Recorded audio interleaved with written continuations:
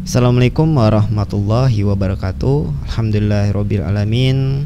Pada kali ini kita bisa kembali belajar menggunakan YouTube, masih di channel Bapak bersama Bapak Wisnu Setiawan di sini. Nah, jadi di video kali ini kita akan lanjut membahas materi relasi dan fungsi, yaitu yang kita bahas pada video kali ini adalah nilai fungsi. Nah, di video-video sebelumnya Bapak sudah jelaskan bagaimana cara menentukan banyaknya pemetaan dari dua himpunan. Kemudian kita sudah belajar juga bagaimana cara menuliskan notasi fungsi. Nah, bagi yang belum menonton video-video yang Bapak sebutkan tadi, silakan ditonton terlebih dahulu videonya agar semakin paham tentang materi relasi dan fungsi, dan juga semakin paham atau mudah memahami apa yang Bapak jelaskan di video kali ini. Nah, jadi kita hari ini belajar tentang nilai fungsi, gitu ya. Nah, ini bisa kalian baca di LKS ya. Nah, jadi materi ini ada di LKS. Nah, jadi di sini ada diagram panah ya. Jadi diagram panah di bawah ini memetakan X anggota himpunan A ke Y anggota himpunan B. Nah, jadi F di sini memetakan X ke Y. Seperti itu. Nah, ini sudah kita pelajari di notasi fungsi. Jadi ini bisa kita ubah menjadi notasi fungsi. Jadi cara penulisannya seperti ini ya. F memetakan X ke Y. Nah, seperti itu ya. Jadi F memetakan X ke Y. Nah, selain menggunakan penulisan seperti ini, kita bisa juga menuliskan dalam bentuk yang lain, yaitu nanti bisa juga seperti ini ya. Fx sama dengan Y. Nah, seperti itu. Jadi ada dua penulisan ya. Pilih saja salah satu dan tentunya pelajari kedua-duanya ya. Oke, nah kita lanjut yang di bawah. X merupakan praperta dari Fx atau X merupakan praperta dari Y. Nah, jadi X ini ya yang merupakan anggota A ini merupakan praperta ya, prapeta dari Y. Seperti itu ya. Nah, kemudian ini sebenarnya bukan praperta ya, yang benar adalah prapeta. Mohon maaf, Bapak salah tulis, jadi kita hapus dulu. Prapeta, ini juga prapeta. Nah, gitu.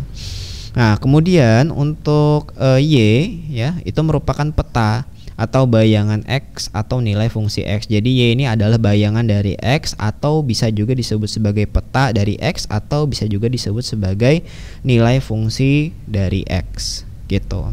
Nah, nilai Y diperoleh dengan mensubstitusikan nilai X ke Y ya, ditulis Y sama dengan Fx.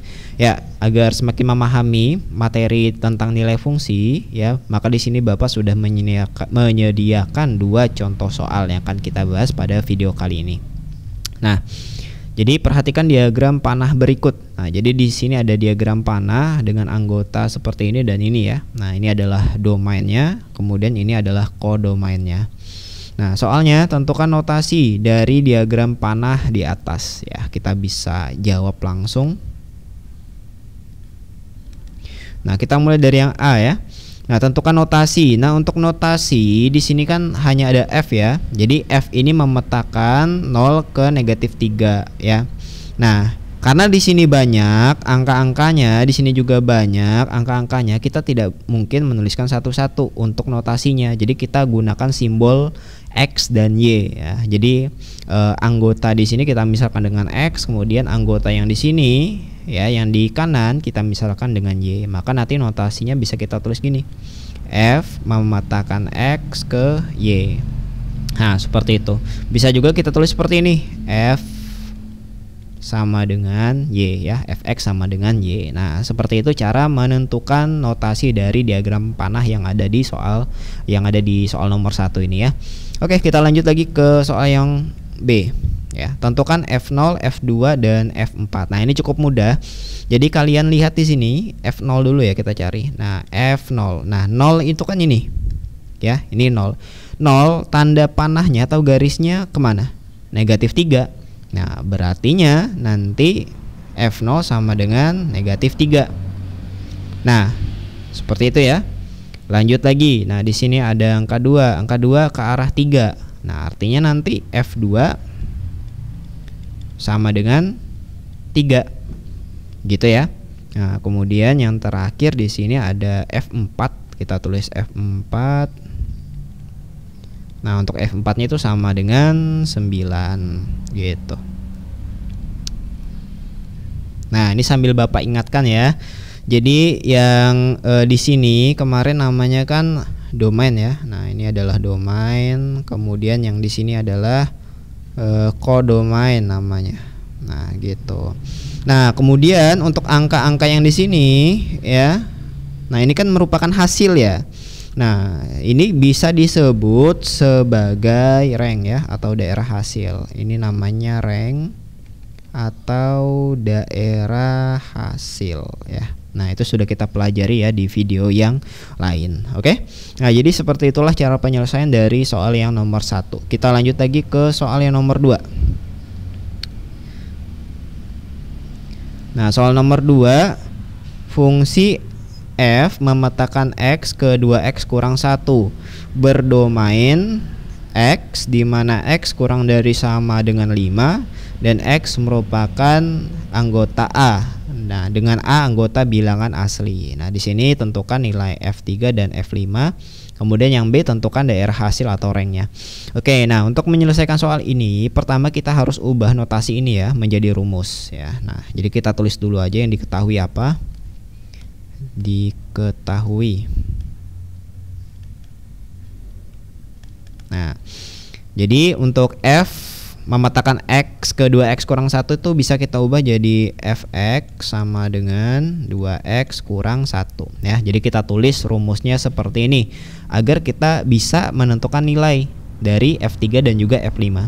Nah, selanjutnya kita ubah domainnya menjadi dengan mendaftarkan anggotanya. Ini kan masih bentuk notasi ya. Jadi kita ubah agar dia kita ketahui anggotanya. Nah, seperti itu.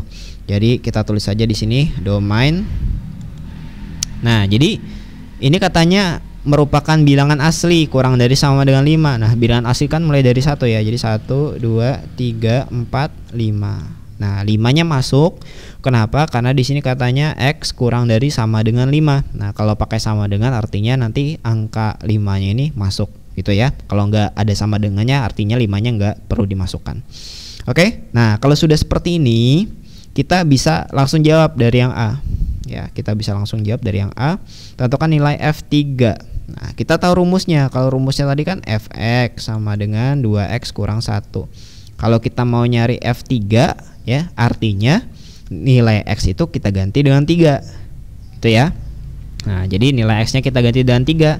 Jadi nanti tulis saja 2 kali 3 kurang 1. Yang diganti oleh 3 hanya x ya. Nah, hanya x saja. Nah, kemudian 2 kali 3 6. Nah, 6 kurang 1 jadi hasilnya 5. Nah, gitu ya. Oke, selesai. Lanjut lagi kita cari F5-nya. Nah, F5. Jadi nanti x-nya kita ganti dengan 5. Jadi 2 kali 5 kurang 1. 2 kali 5 10. 10 kurang 1 9. Nah, sudah ketemu. Jadi nilai A-nya itu nilai dari F3-nya sama dengan 5 dan nilai dari F5-nya sama dengan 9. Nah, seperti itu ya. Oke, kita lanjut lagi yang B. Nah, untuk yang B kita diperintahkan untuk mencari daerah hasil atau rank. Nah, yang perlu kalian ketahui, hasil ini sebenarnya adalah rank ya. Nah, jadi 5 dan 9 ini adalah rank. Nah, jadi kita harus mensubstitusikan semua anggota domain ini ke rumus untuk menentukan daerah hasil. Ya. Jadi angka 1, 2, 3, 4, 5 ini kita masukkan ke rumus. Nah, hasilnya itulah nanti yang disebut sebagai daerah hasil atau rank ya. Nah, caranya kurang lebih sama ya. Kita tulis aja di sini dari yang 1 ya. Jadi nanti mulai dari F1 gitu. Jadi kalau misalnya nanti domainnya dimulai dari angka 0 atau negatif ya masukkan itu. Ya, masukkan angka 0-nya atau negatifnya duluan gitu. Jadi intinya semua yang ada di dalam sini harus kita masukkan ke dalam rumus ya. Nah, jadi F1 artinya nilai x-nya kita ganti dengan 1 kan. Jadi nanti 2 kali 1 kurang 1. 2 kali 1 2, kemudian dikurang 1. Jadi hasilnya sama dengan 1. Oke, kita lanjut lagi F2 ya. Habis 1 kan 2 ya. Nah, berarti nanti 2 kali 2, ingat X-nya diganti dengan 2. Karena di sini F2, maka dikurang 1 lagi. 2 kali 2 4, 4 kurang 1 3. Nah, gitu. Nah, untuk F3 dan F4 sebenarnya tadi F3-nya sudah kita jawab, 5-nya sudah kita jawab. Kita bisa langsung tulis saja di sini hasilnya ya. Jadi F3 tadi sudah kita cari, hasilnya 5. Kemudian untuk F4 belum kita cari ya. F4 berartinya nanti X-nya diganti 4. Jadi 2 kali 4 kurang 1 ya. 2 kali 4 8, 8 kurang 1 itu 7. Nah, terakhir nanti F5. F5-nya sudah kita cari, tadi hasilnya 9 ya. Nah, udah gitu. Jadi hasilnya sama dengan 9. Nah, jadi 1, 3, 5, 7 dan 9 ini nanti dia disebut sebagai daerah hasil atau rank ya. Nah, jadi kita bisa tulis langsung di samping. Jadi